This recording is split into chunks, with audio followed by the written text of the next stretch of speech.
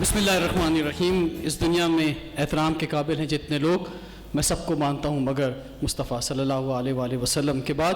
عزت مآب محترم جناب ڈاکٹر ارشد العباد خان صاحب، نشان امتیاز ہردل عزیز، صوبہ سندھ کے پاکستان کے گورنر، یوتھ پارلیمنٹ کے چیف پیٹرن، آپ کی سرپرستی ہمارے لیے مشعل راہ اور میں کہوں گا خوش بختی کی علامت.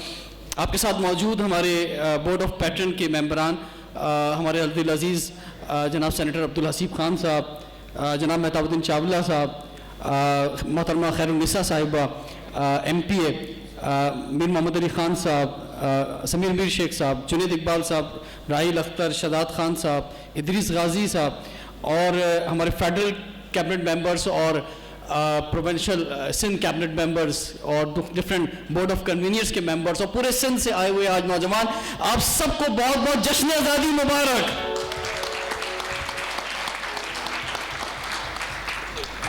گورنر صاحب آج صبح سے مصروف عمل ہیں. ویسے تو جب سے اس کرسی پہ بیٹھے ہیں آ کر ایک لمحے کی فرصت نہیں لی ہے، اس وقت سے ہی ہر لمحہ آپ کی خدمت کے لیے مصروف عمل ہیں. لیکن سر آج کے دن کی جو آپ کی کمٹمنٹ ہے اس کا ہمیں اندازہ ہے.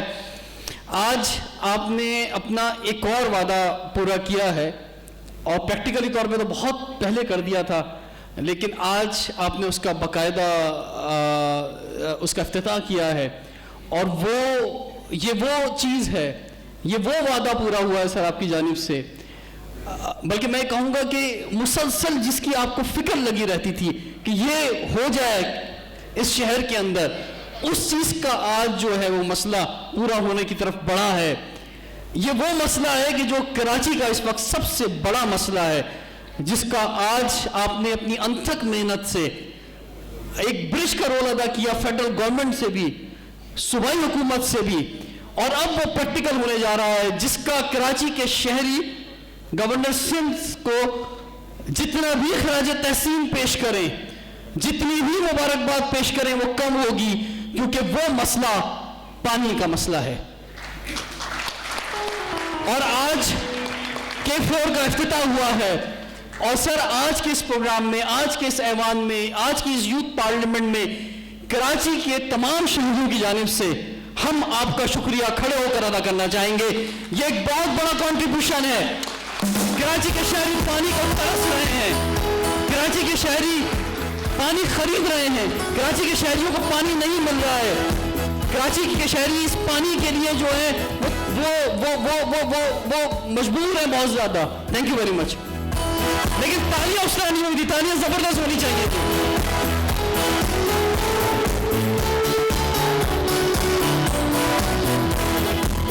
کیونکہ سر یہ جس طرح سے لیاری ٹریک کا جو ایک ون وے چل رہا ہے، اور دوسرے وے کے لیے آپ نے پچھلے دنوں وہاں پہ وزٹس بھی کیے، اور وہ بھی اب اپنے تکمیل کے مراحل میں آ گیا ہے. یہ نوجوانوں کو بتانا بہت ضروری ہے، کیونکہ اگر نوجوانوں ہم نے آپ تک یہ امید کی باتیں نہیں پہنچائیں تو پھر جس طرح آج قرارداد کے اندر آپ نے نا امیدی کی باتوں کو منظور کیا ہے، یہ نا امیدی بڑھتی چلی جائے گی.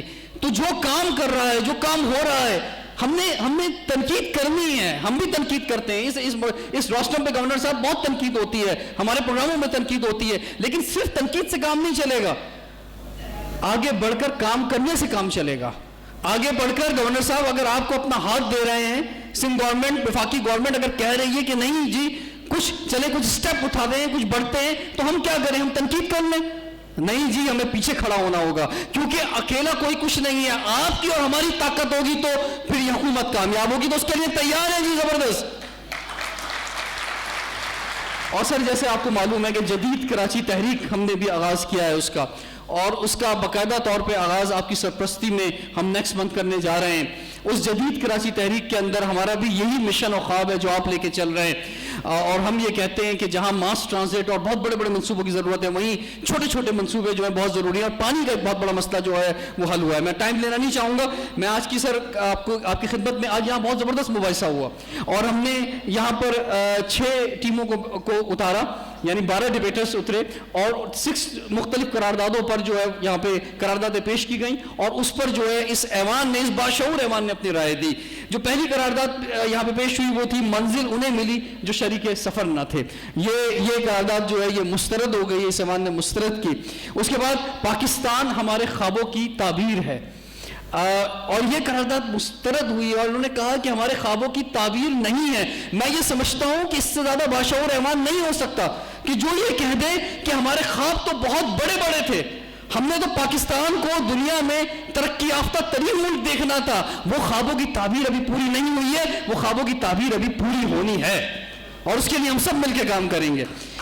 اور تیسری قرارداد تھی سر کہ آج کا پاکستان سسکتا پاکستان ہے, اور یہ بھی ایوان نے بڑا باشعور فیصلہ دیا اور ڈیبیٹرز نے بھی کہ آج کا پاکستان سسکتا, یہ خوابوں کی تعبیر نہیں ہے, ٹھیک ہے پہلے کہہ رہے ہیں خوابوں کی تعبیر نہیں ہے, اور پھر یہ ایوان کہہ رہا ہے کہ یہ آج کا پاکستان جو ہے وہ سسکتا پاکستان بھی نہیں ہے, وہ ابھرتا پاکستان ہے.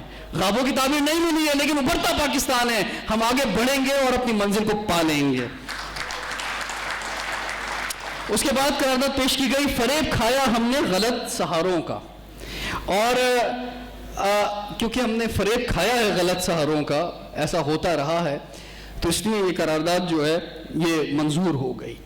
لیکن اب آگے فریب نہیں کھانے ہیں بھائی, آگے صحیح جگہ اعتماد کرنا ہے.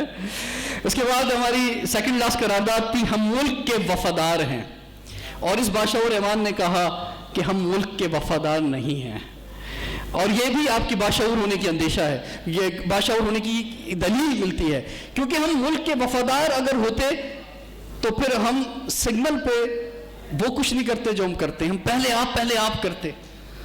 ہم کہتے نہیں یار ہم ملک کے وفادار ہیں, ہم اپنے بھائی کا خیال کریں گے, اور ہم جو ہیں جو سکینڈلز پاکستان میں آتے رہے وہ آج تک نہیں آتے, لیکن اس میں بھی آپ نے امید دی ہے کہ ہم ملک کے وفادار بنیں گے اور وفادار بن کے دکھائیں گے.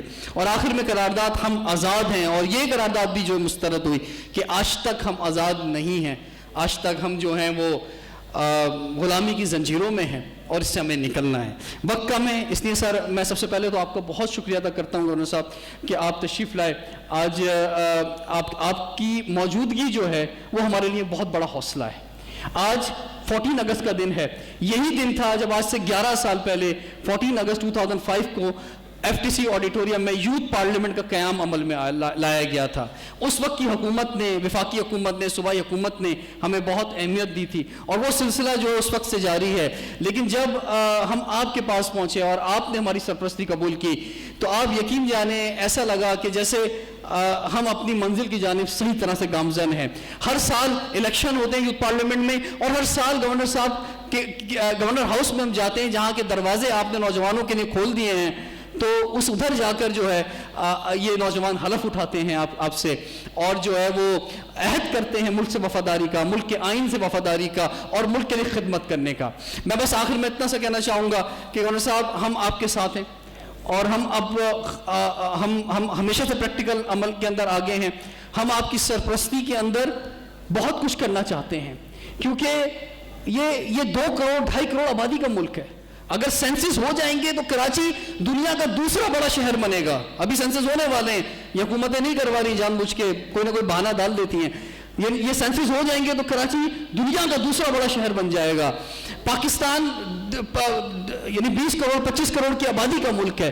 یہ سارے لوگ جا کے دوسرے ملکوں میں نیشنلٹی نہیں لے سکتے, کہیں اور جا کے جو ہے کینیڈا کی امیگریشن نہیں لے سکتے. سب میں یہیں پہ رہنا ہے, اور اگر یہی رہنا ہے تو پھر اپنے ماتھے پہ کیا پہچان لے کے جانا ہے اگر کہیں باہر جاؤ گے بھی. تو اگر یہی رہنا ہے تو اپنے بچوں کو کیسا پاکستان دینا ہے. میں آپ کو ایک بات کہنا چاہوں گا میرے دوستو, کیونکہ پورے سندھ سے یہاں نوجوان موجود ہیں, اگر ہم نے آج آنے والے 4-5 سالوں میں جدوجہد نہیں کی, اگر ہم نے اس پاکستان کو صحیح پٹری پہ نہیں ڈالا, ہم نے ایسی شخصیات جو کہ واقعی میں پاکستان کا درد دل رکھتی ہے ان کا ہاتھ نہیں پکڑا, تو پھر ہمارے بچوں کو اس ملک پہ رہنا مشکل ہو جائے گا, بہت زیادہ مشکل ہو جائے گا.